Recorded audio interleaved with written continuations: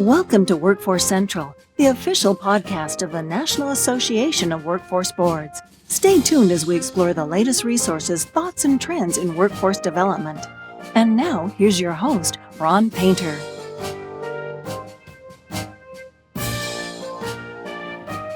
Welcome to Workforce Central, the official podcast of the National Association of Workforce Boards from Washington, D.C. I'm your host, Ron Painter, and I'm coming to you today from deep in the heart of Texas, from Fort Worth, Texas, where the Texas workforce directors are meeting and have allowed me to be a part of it. I have a couple of the directors with me, and I want to go right around the table and you guys introduce yourself. Tell us from what part of Texas you're from. I'm Frank Almaraz, actually from Lower Rio, that's down in the valley, right next to Mexico. I came into the workforce first with the Texas Employment Commission before it merged with all the other workforce programs, becoming the Texas Workforce Commission. I was the internal auditor for that agency. Then I went to work for one of the local boards in Capital Area. I was a chief financial officer. So I spent 8 years there as chief financial officer, and I moved down to the Rio Grande Valley after that. I became the deputy director over all of the programs, so that's where I started learning all about the workforce programs that tie into with the finance. And after that, my CEO left for bigger and better things, and so the opening came up for the CEO position, and that's how I got here. I really enjoy the work here in Texas, especially having to work with all the partners that make up the workforce system. I'm Mike Temple. I'm from the Houston area, down on the greater Gulf Coast. And I actually got into the business 35 years ago. I was fresh out of graduate school. I was 6 at the time. And I landed in employment and training when it was CETA. And I have made every transition since then. And I'm really pleased that we finally got into a world where we're more focused on serving our customers and less focused on running a program. And I'm Mary Ross. I'm from West Central Texas, which is out in the part of Texas that's kind of flat, a couple hundred miles from Dallas, and farther from El Paso. So kind of out in the middle of nowhere. So I'm kind of the rural perspective. And like Mike, I started in workforce when I was 5, I think. I actually started in summer youth programs, and it was supposed to be a temporary summer job while I was in graduate school that turned out to be a whole career. So I started in CETA days. I was young enough then that people actually did ask me if I was a participant in the program often. That's certainly not true nowadays. And like Mike, yeah, I have seen every transition that has occurred from working at the operations level to then moving to the board and being at the more strategic level. And I'm happy about the opportunity that WIOA brings. I mean, I think we're finally seeing in Texas bringing together a lot of pieces, adult education and soon voc rehab. So we'll have all of it, and it will be a more integrated system even than what we've had in the past. And the focus on career pathways, we're all excited about that. We've been doing that, so we're excited that that's now in the law. We've been looking at out-of-school youth for years, so a lot of the focuses are things that make sense to us because it's what we've been doing. Mike, as a long-standing Pirates fan, maybe if we have time at the end, we can talk about the Pirates and the Astros. Oh yeah, you guys. Oh yeah, let's do that. You guys are having a great year, but my son is an Astros fan. All right. So I wanted to, but I want to come back. Mary raised the issue about what you're here today talking about, some of the transitions to E09, but. Who wants to talk a little bit about the Texas model? Because this is it's a very different system than most people are going to experience in the U.S. Well, this is Mike. I guess I'll start off talking a little bit about the Texas model. I look at it as a way to really actually integrate all that money into a system that functionally delivers a service for a customer, whether it's an employer or a person, without having to think about running a program.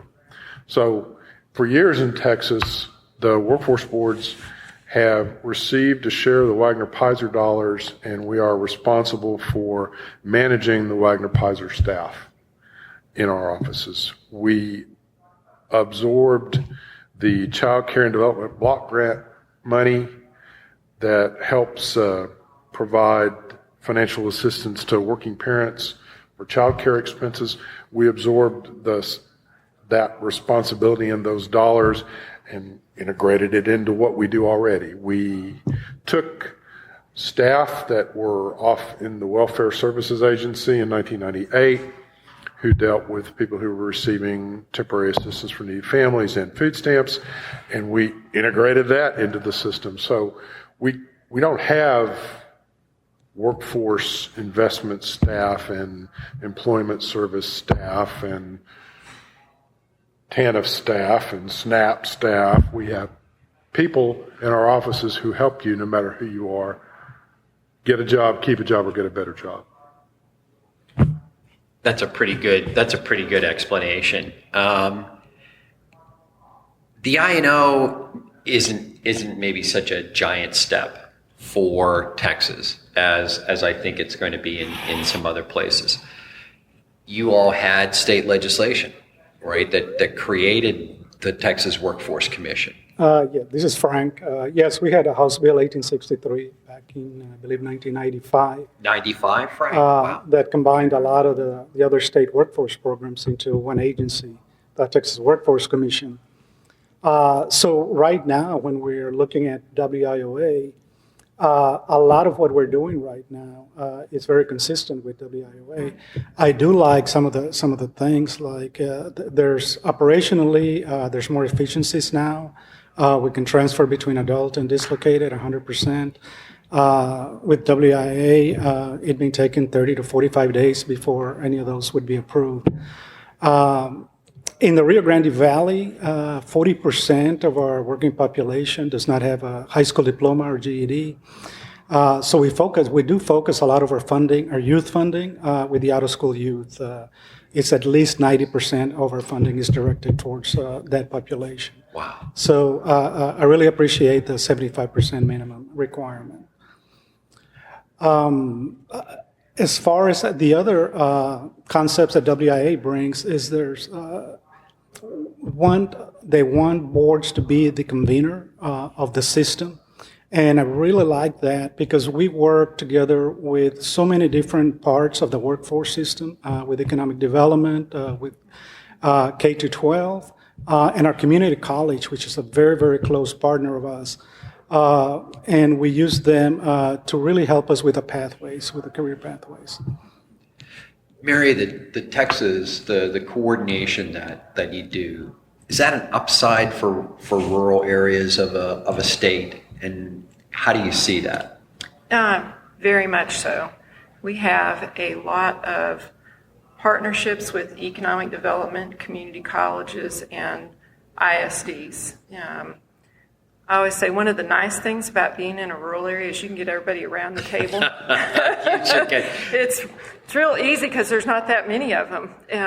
Or have a meeting at the grocery store as you're all there. Yeah. You can. It's a lot of the same people. So you can get folks together, and it's a lot of the same folks going to the same meetings.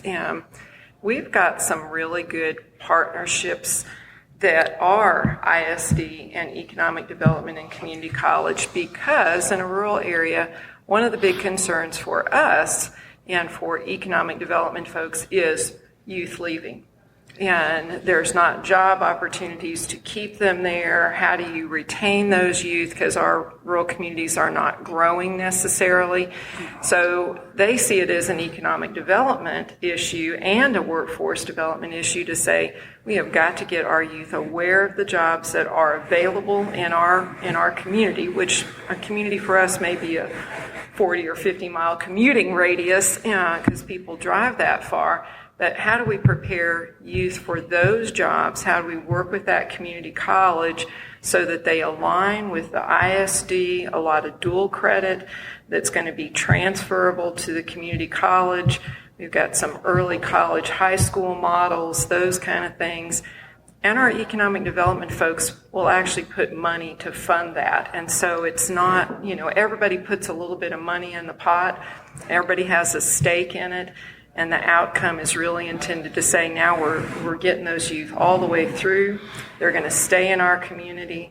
They're going to have good jobs. They're going to be trained, et cetera. So, it's a great benefit to us to have all those partners and opportunities for integration. Do you get a sense that, I guess I'll ask any of you, but Mary, also in the rural area, do you get a sense that your boards are more engaged because you can take the conversation from, in the Texas case, literally age zero to certainly incumbent workers? Do you find the boards more engaged because they have a better sense of the whole?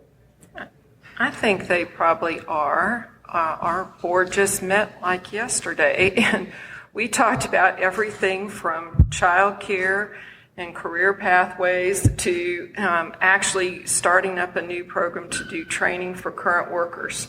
And they see the whole range. As Mike said, it is about getting a job, keeping a job, whatever. So if you look at that as preparing when they're young and getting them ready to go to school, then you have the right career pathway in school, then that leads to now maybe you don't have to train them again when they get into the workforce, but I mean, they kind of see that whole gamut of we do it all. And it makes sense. It's like human development. It's the spectrum of birth to, cradle to the grave, as they say. So they kind of see that perspective on workforce development too. You mentioned ISD. What is ISD? I'm sorry, that's an independent school district. Okay, so Texas, all right. We call them ISDs. Let me step out half a second and remind you that you're listening to Workforce Central, the official podcast of the National Association of Workforce Boards from Washington, D.C. I'm Ron Painter, and I'm in Texas with some of the workforce directors here in Texas talking about their experience as they consolidated a lot of programming back in 95, Frank, which really, I guess time flies. It surprises me. Mike, let me come back and ask you, lessons learned as other people are beginning to roll pieces of the system together under the E09. One of the things that I think we learned early on, it's been about 15 years we've been doing it this way, is that when you talk about delivering service to any customer, you've got to talk functionally about how you organize yourselves. You cannot really organize it in pots, or it's like co-locating people in an area. You can't co-locate them, you have to put them together. You have to talk about the essential functions that you as a business want to deliver for your customers and organize yourself around those essential functions rather than trying to organize yourself around the money. So if you put the customer as that central point, that was a big lesson in doing this? Absolutely. And there's another lesson. A customer is a customer is a customer is a customer. There is no such thing as a welfare customer or a youth customer or a dislocated worker customer. Or this kind of employer or that kind of employer. If you're a customer, it's about what you want and need and how we help you get that. And that's really all it is. I know earlier today we heard from the commissioner, from the Texas Workforce Commissioner, the chairman, and some other folks, being as objective as you can, because having been a local and hanging out with locals, I know sometimes we have different thoughts about the states. How has it been beneficial that the legislation really created the Texas Workforce Commission? So there really is a central point at the state for this. Frank? Absolutely. I think the way we work with all the partners that have to be at the table to provide services to our customers, I think that's very helpful because we can tap into wherever we need to with economic development, or if we need to talk to a community college. I mean, we can get those together into the conversation to be able to provide whatever is needed by our customer, whether it's an employer or a job seeker. I thought it was amazing that the chair talked about balance. That really it's something that there's this conversation between you as the locals and the state, the commission, about balance between oversight and regulation and flexibility, because the I&O to me really does talk a lot about flexibility. What do you see as some of I guess we'll start with the downside. What do you see as some of the challenges in the I&O? Or is it all upside in Texas? This is Mike. The WIOA so much looks to us like the way we do it now. We don't see a whole lot of challenges. I will tell you, one of the things that I always worry about is where the federal government sets the performance expectations, because those do so much to drive an entire system either the way it ought to go or into the ditch. And so, I'm always nervous about what happens there and where the focus is going to be, and how is that going to upset the idea that we're trying to put everything together if we focus too much on some performance standard that ends up pulling us all apart. This is Mary. You're nodding, Mary. I would agree with that very much, that the whole issue of who's a customer and when do they count. And, we've tried to move because we have a large rural area. We have like 18,000 square miles of geography to cover and not lots of money and staff and offices. So we've tried to move to a lot more online things that you can do virtually. Well, that's money and time and resources to interact with people and to try and lower our footprint, so to speak, in terms of the size of our locations. But if the focus is going to be on people coming in the door, then that's a problem. And then we have to look at, okay, do we have to spend more resources now to try and increase our footprint again? Because if I don't see you in person and I don't do certain things with you, it's not as though I've served you, even though I've made huge investments technology-wise to engage with you and interact with you and provide services. So I think that's one of our big concerns is, as Mike said, how do those performance measures, as they're defined, drive what really happens? Because you are talking typically about for-profit entities that are operating your systems for you, and they're going to be driven to meet performance measures. And so if those measures drive to things that are not in the best interest of the customer and the ultimate goal, because you're trying to reduce costs or whatever, then that could be a very bad thing for us. So the focus on customers, Frank, you mentioned you spend a lot of time, a lot of resources on literacy. Does work-based learning work better for some of the populations? Is that one of the opportunities in the I&O, is more focus on work-based, pragmatic learning? For a lot of our customers, work-based learning is probably the best way to go. For other customers, occupational training, I mean, they're already at that level, but for a lot of them, the work-based learning is the best approach. This is Mike, hallelujah. I am so glad to see that in the legislation. Nothing works like work itself, and particularly for young people. That is going to be the way you're going to pull young people who might be disconnected or who might be bumping around. You're going to pull them in by getting them to work, letting them work, and then teaching them while they're working. Mary, you're nodding. You agree this is really agree. good? Yes, I mean, we have been trying to move more towards work-based learning, internships, all of that, and away from some of the longer-term classroom training. That does not work well for youth. It doesn't work well for dislocated workers sometimes, for those populations that need to just get in, get some skill upgrades. And so on-the-job training, internships, work-based learning, integrated education and learning, all of those things, much better.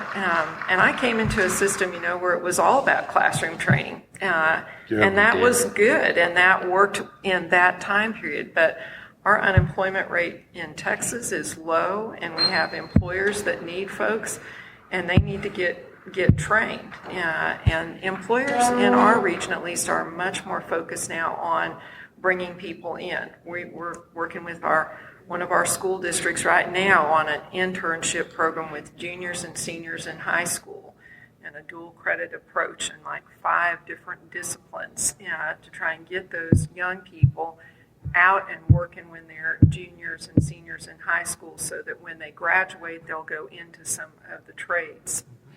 So what makes from the employer perspective, I guess from your perspective looking at the employer, what are the characteristics of that good employer? Or I know Mike is laughing, and I know that's not a great phrase, but I mean, what makes for a good employer partner? What are the characteristics that they bring to the table? Well, I'll tell you, I just had a conversation with a masonry company. They do commercial masonry, which is not only bricklaying, but also stone, marble, and stone setting, tile, and terrazzo. He has such a lack of skilled journeymen and even apprentices available to him now that his company is telling customers he won't be available to work until late 2016. He's having to turn down work, and he tells us my 2 largest competitors are also turning down work. Now, he's an open shop. This is Texas. We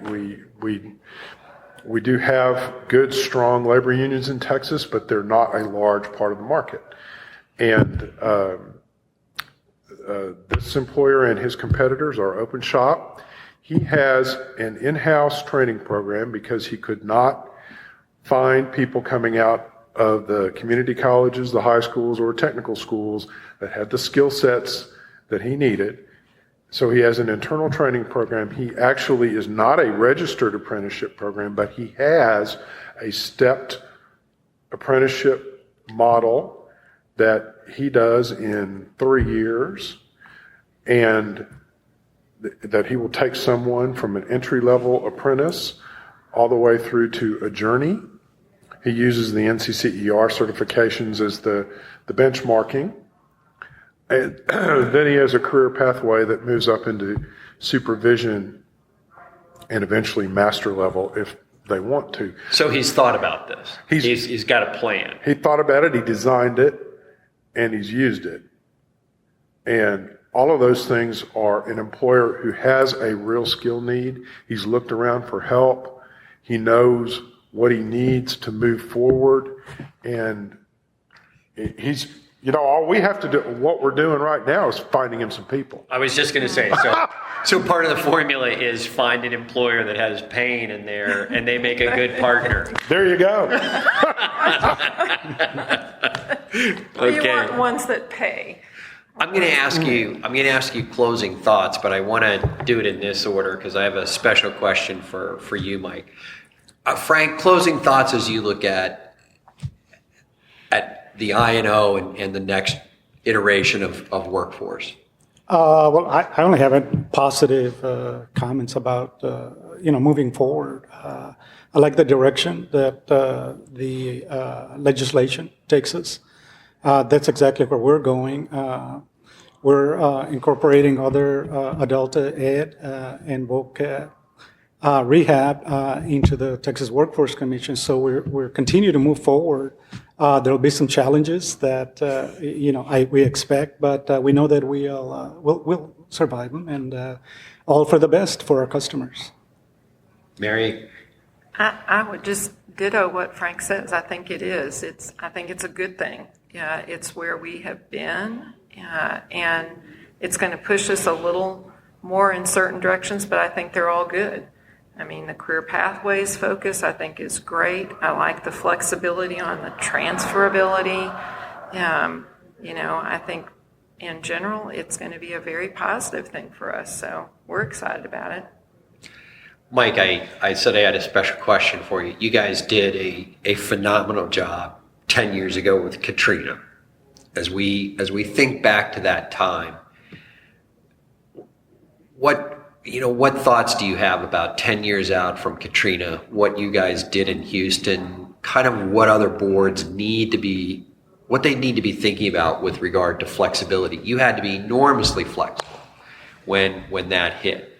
What did you learn about what it means to be responsive and flexible?